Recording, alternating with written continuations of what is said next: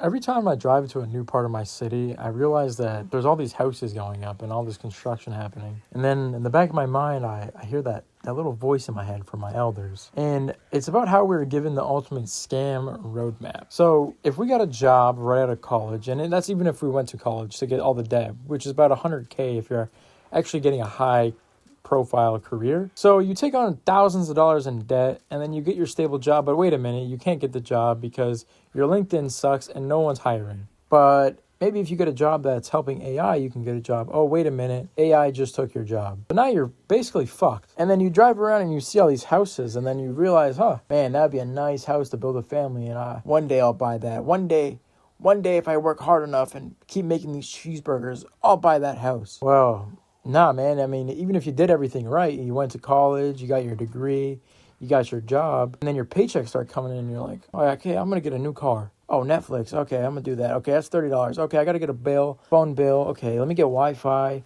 Okay, let me pay for my hydro. All right.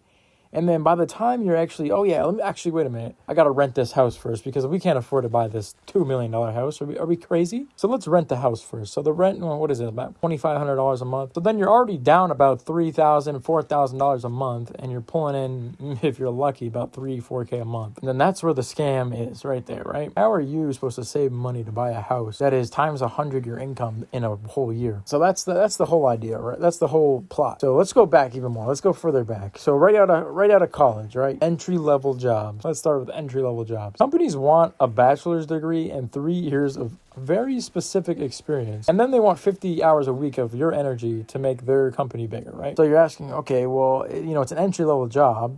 I probably shouldn't need experience. Well, no, you're wrong. And the only way you're going to get a promotion in these jobs, if you do land the job, is it's going to be about, 20 cents every year. And, that's pretty shit. And then we're told, okay, just get a side hustle. Go cut some grass. Why do I need 2 jobs in 2026 just to afford a 1-bedroom apartment, bro? That is insane. And then right now, if you want to afford a median priced home, like, I don't know, 100K. You can't even buy it, bro, because it's not on the market. And if you were to buy it, it'd be in the middle of Timbuktu, and you'd be fucked. Then you would have no job. You would have a house, but you'd have no job because you're in the middle of fucking nowhere. And then we're shelling out half our fucking 50% of take-home pay just to live with 3 random roommates in a studio apartment that is basically a glorified hallway. How is this right? And then the boomers go, oh, if you just stop buying those $7 iced coffees and lattes every morning, you could afford a house. Nah, bro, we can't afford a house. A down payment minimum requires around $60,000 in cash. If I didn't drink iced coffee for 365 days, I'd save $2,500 a year.